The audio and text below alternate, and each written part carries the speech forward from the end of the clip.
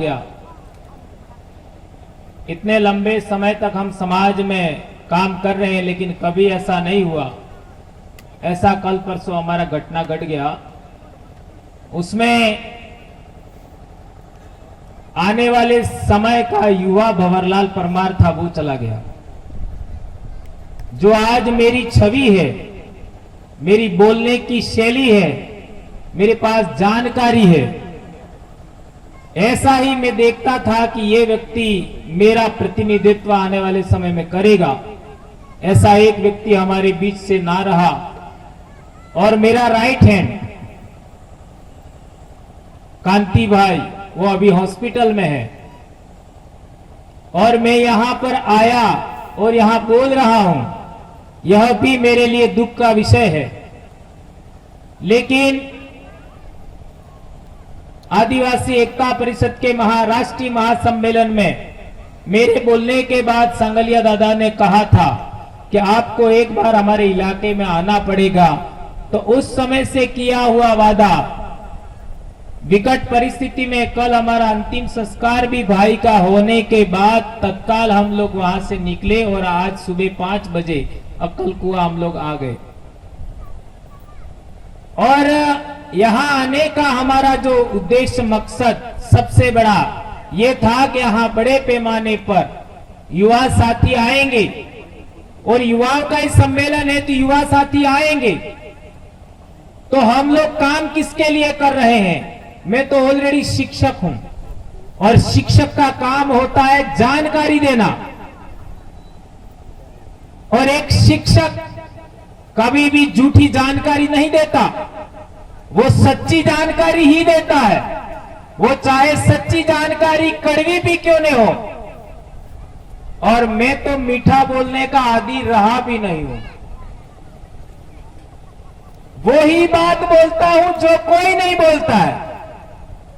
दूसरा आदमी बोलने से कतराता है, वह बात बोलने का आदी हूं मैं।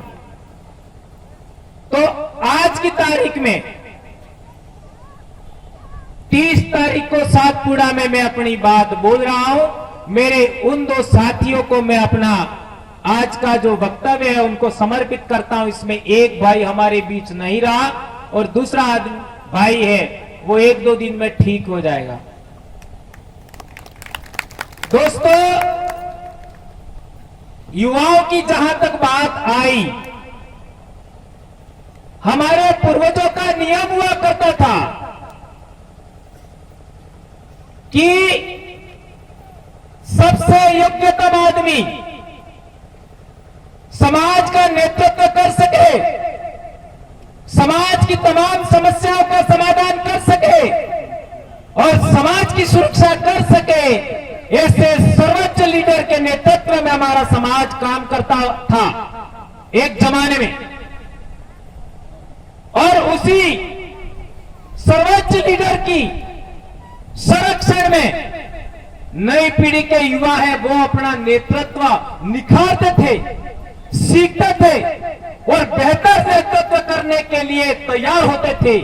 तो हमारा जो बड़ा नेतृत्व करता होता था, वो युवाओं को नियंत्रित नहीं करता था, उनके नेतृत्व क्षमता में बाधा नहीं पैदा करता था, उनको रोकने का प्रयास नहीं करता था। और जैसे ही वो युवा नेतृत्व अपने समकक्ष आ जाता था, तो हमारे जो नेतृत्व करता होते थे वो अपने आप अपना नेतृत्व युवाओं के हाथ में देते थे, और आपका युवाओं का मार्गदर्शन करने का काम करते थे। यह गणतंत्र का सिद्धांत हुआ करता था, और ये गणतंत्र का सिद्धांत आदिवासी पूर्वजों की देन है। एक युवा को बेहतर नेतृत्व करने की क्षमता रखता है, तो उसको जो पुराना लीडर है वो रोकता नहीं था, बल्कि आपका नेतृत्व है वो अपने आप हस्तांतरित हो जाता था। यह आज भी अनपढ़ गांवों में जब न्याय होता है तब आप देख सकते हो, यह आज भी होता है। लेकिन हम लोगों ने दूसरों के देखा देखी, हमने भी नेतृत्व की कला दूसरी बना ली जो हमारे पूर्वजों की देन नहीं है। आज नेतृत्व ऐसा हो गया है, मैं जब तक जिंदा हूं दूसरा मेरे करीब भी नहीं आना चाहिए। ये चीज हमने नहीं किया हमारे इलाके में।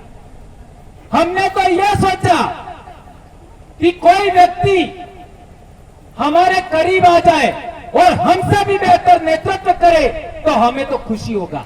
और एक शिक्षक यही चाहेगा कि मेरा स्टूडेंट, मेरा सिखाया हुआ सामाजिक कार्यकर्ता मेरे से भी आगे बढ़ना चाहिए। ये मेरा तो यही कहना है और यही मानना है। मैं कभी किसी को रोकता नहीं, इसलिए हमारे इलाके में बेहतर नेतृत्व खड़ा हो रहा है। और जहां तक राजनीति की बात करो तो मैं जब तक जिंदा हूं मेरे अलावा कोई नेता ही नहीं होना चाहिए, और मेरे मरने के बाद भी नेता पैदा हो तो मेरे ही घर में पैदा होना चाहिए। तो कहां आदिवासियों की रक्षा कर रहे हो? आप तो आदिवासियों को बर्बाद करने का काम कर रहे हो। क्या मैं गलत बोल रहा हूं? नहीं। यदि मैं गलत बोल रहा हूं तो आज ही सवाल करिए मेरे से। आपके हर एक प्रश्न का मेरे पास जवाब है। हम लोगों ने दूसरे समाज के सिद्धांतों को पकड़ा, दूसरे समाज के लोग हैं उनका जो नेतृत्व करने का तरीका है वो हमने सीखा। मैं इतिहास का स्टूडेंट हूं, इतिहास में नेट किया है मैंने। मैं आपसे सवाल करना चाहता हूं, हमारे देश में राजवंश हुआ करते थे, राजा का बेटा राजा, राजा का बेटा राजा, राजा का बेटा राजा, ये एक तरीका था। और उसमें भी कौन सा राजा, कौन सा बेटा? जो सबसे बड़ा होगा। राजा का सबसे बड़ा बेटा है वही राजा, फिर उसके बाद बड़ा बेटा वही राजा। एक भी राजतंत्र ऐसा नहीं हुआ जो 7 से 8 पीढ़ी आगे बढ़ा, खत्म हो गया, खत्म हो गया। और आदिवासियों की गणतंत्र प्रणाली में क्या था? कोई भी राजा 10 से 12 साल से ज्यादा राज नहीं करता था आदिवासियों में, 10 से 12 साल, क्योंकि उतने में उसके पीछे वाला व्यक्ति उससे भी ज्यादा योग्य बन करके आ जाता था। इसी वजह से हमारा समाज अहिंसक रहते हुए, श्रेष्ठ मानव मूल्यों के रहते हुए आज तक जिंदा है और आज तक हमारे समाज को कोई पराजित नहीं कर पाया। जिस दिन हमने वही राजतंत्र का तरीका सीख लिया, उसी दिन से हमारे समाज का पतन होना शुरू हो गया है। और राजनीति की आप बात करते हो, देश में कितने सांसद हैं? सांसद को क्या बोलते हैं? खासदार। टोटल कितने खासदार है बेटा? आप लोग बताओ, आप बेटियां, आप पढ़ने वाले बच्चे हैं। 48 के 47। कौन बताएगा? ये तो दादा बोल रहे, और कौन बताएगा? ये हमारी जानकारी में होना चाहिए। 47, 47,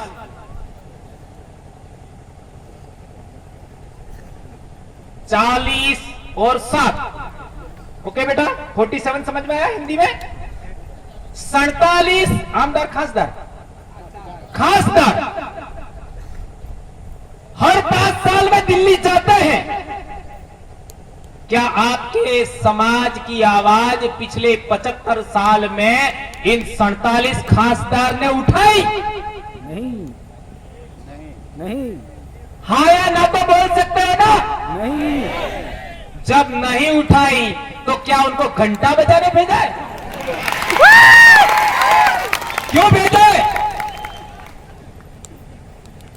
ये सरदार सरोवर डैम बना, उकाई डैम बना। भाई मेरे भाई अछालिया साहब कह रहे थे हमारे देवस्थल डुबा दिए, हमारा उधर कड़ा डैम बना। आज तक एक भी आपका एमपी आदिवासी समाज की समस्याओं पर नहीं बोला, और ये बोलने की हिम्मत भी नहीं है लोगों को, है? मंच पर आने के बाद लोग ये बात बोलने से भी घबराते हैं, तो आप आदिवासी कहां हो? कहां हो? अरे सच बोलने की हिम्मत नहीं है, काहे के आदिवासी हो? मैं 2011 से बीमार हूं, ये सफेद दाग का। मेरे एक ऑपरेशन हो गया है, 3 बीमारियां आज भी है, लेकिन मैं धड़ल्ले से बोलता हूं, जो करना है कर लो। मैं बाप की अकेली संतान हूं और एक शिक्षक हूं, एक शिक्षक हूं, और शिक्षक का दायित्व है, शिक्षक का कर्तव्य है। मुझे संविधान ने 51 आपको कलम के तहत अनुच्छेद के तहत अधिकार दिया। मेरा कर्तव्य है कि मैं समाज के लिए, देश के लिए, संविधान के लिए मेरे समाज को जागृत करूं और सच बोलूं। ये मुझे अधिकार मिला है, कर्तव्य है मेरा, तो मुझे बोलना चाहिए। आज तक हमारे नेताओं ने दिल्ली में संसद में हमारी बात नहीं उठाई, तो क्या करना चाहिए? है? भाई कह रहे हैं हटाना चाहिए, तो हटा के कहां ले जाएंगे? कहां ले जाएं? है?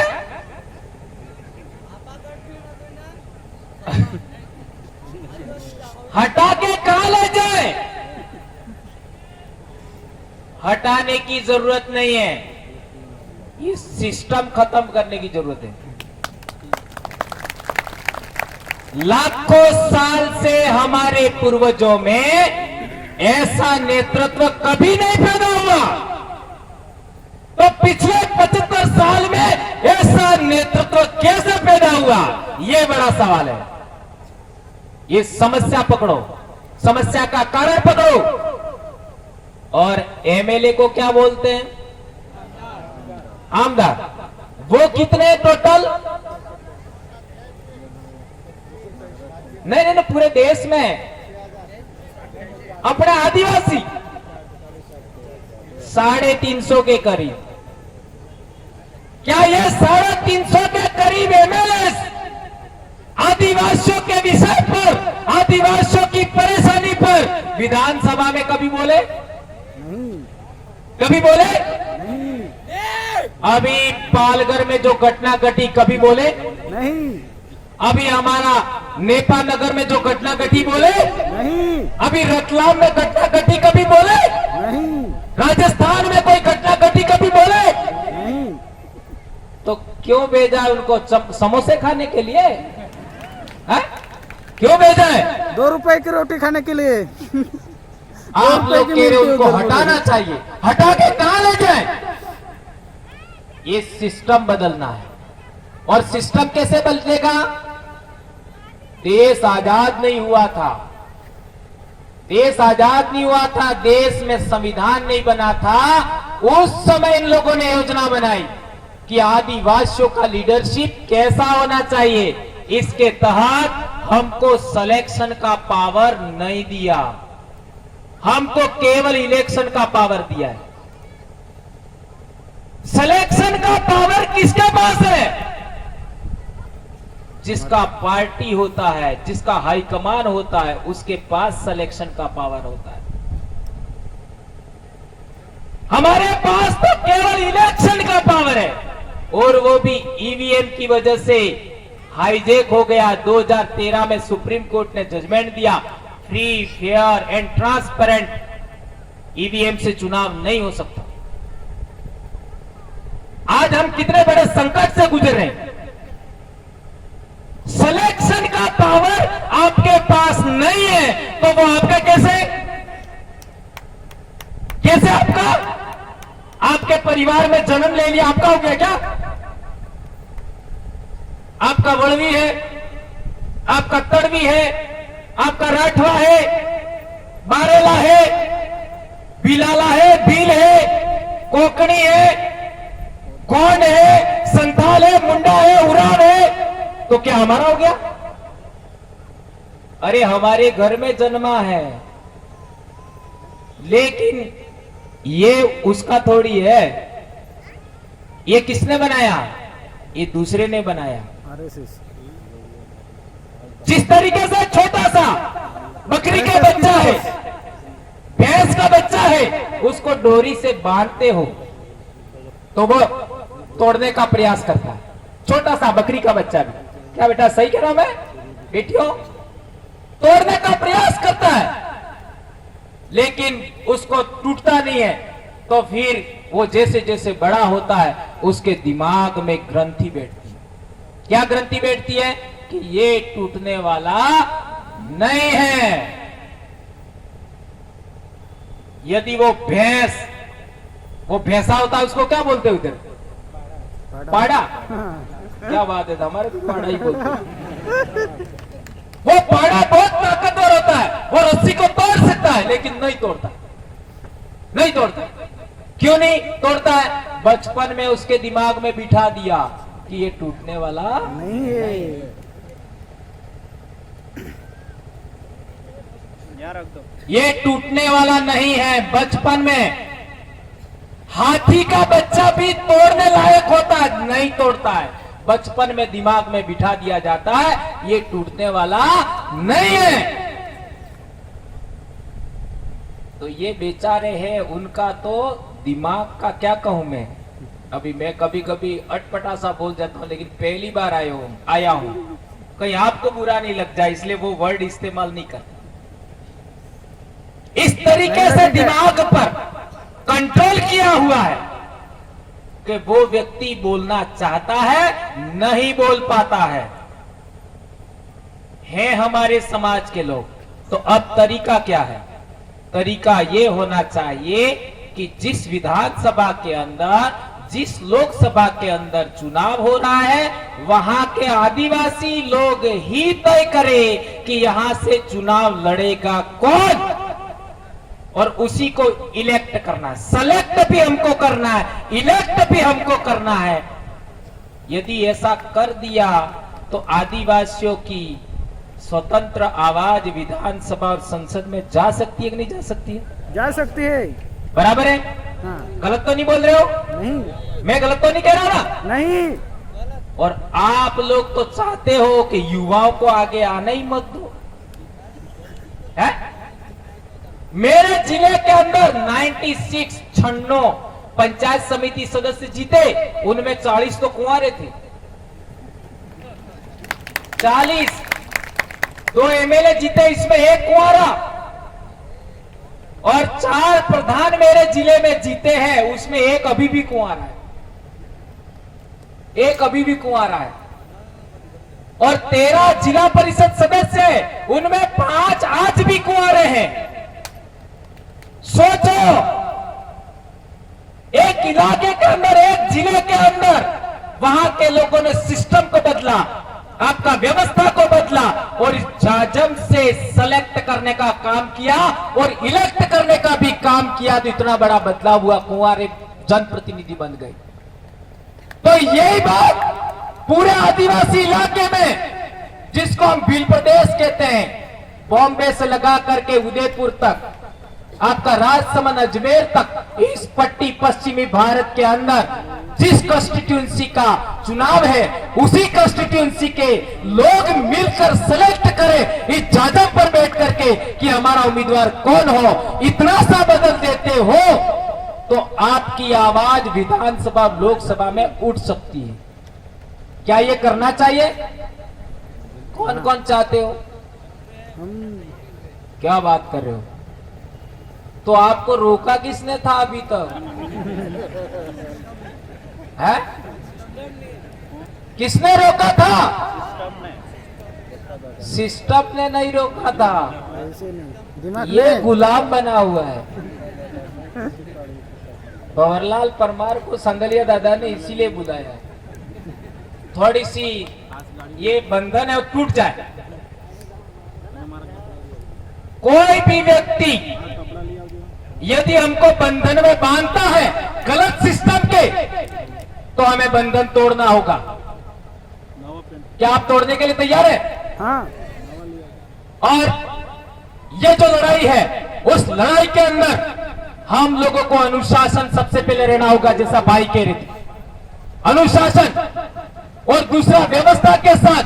और कोई भी बात मैंने कह दी नहीं चलनी चाहिए, एक व्यक्ति ने कह दी नहीं चलनी चाहिए। हमारी सबकी सहमति से ही काम होना चाहिए। इसलिए हम कहते हैं कि हमारा लीडर कौन है, तो हमारा लीडर आम सहमति है। हम ऐसा बोलते हैं, आप लोगों ने सुना होगा, आम सहमति हमारा लीडर है। आम सहमति ये जाजम प्रधान है। हम कभी मंच पर बैठते भी नहीं, जाजम पर ही बैठते। जाजम का प्रधान महत्व है। इसलिए मेरे भाइयों, हमें बदलाव करना होगा और यह काम युवाओं को अपने हाथ में लेना चाहिए। कई लोग हमको कहते थे हम कर्मचारी, हमको नहीं बोलना चाहिए। मैंने सोचा मेरे को दोबारा जन्म नहीं लेना है। आप में से किस किस को लेना है? किस किस को लेना है? जब दोबारा जन्म ही नहीं होने वाला है तो लोग कैसे है? यही जन्म है। मेरे बच्चे हो गए, वही मेरा पुनर्जन्म है।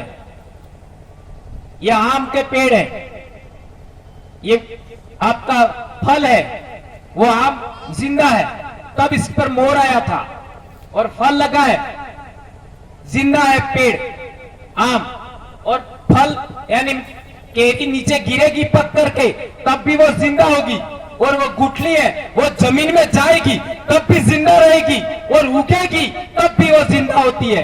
तो जिंदा ने जिंदा को पैदा किया, इस सिद्धांत को समझो। अभी अनाज की पूजा हो रही थी, वो क्या है? नई उत्पत्ति, नया सृजन करने वाली शक्ति की उपासना है वो।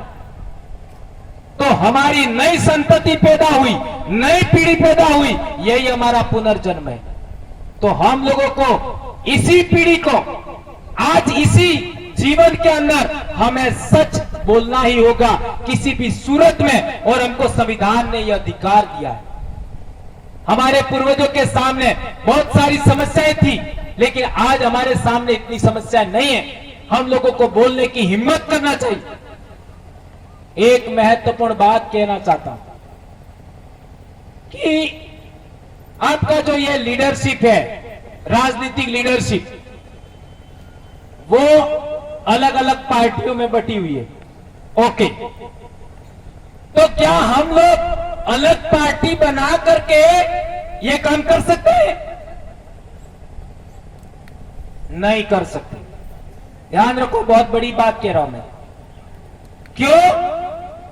क्योंकि वो तो फिर बढ़ जाएंगे। भाई पहले से 3 से 4 आपका राजनीतिक संगठनों में बटे हुए लोग हैं, तो दोबारा एक नई आने पर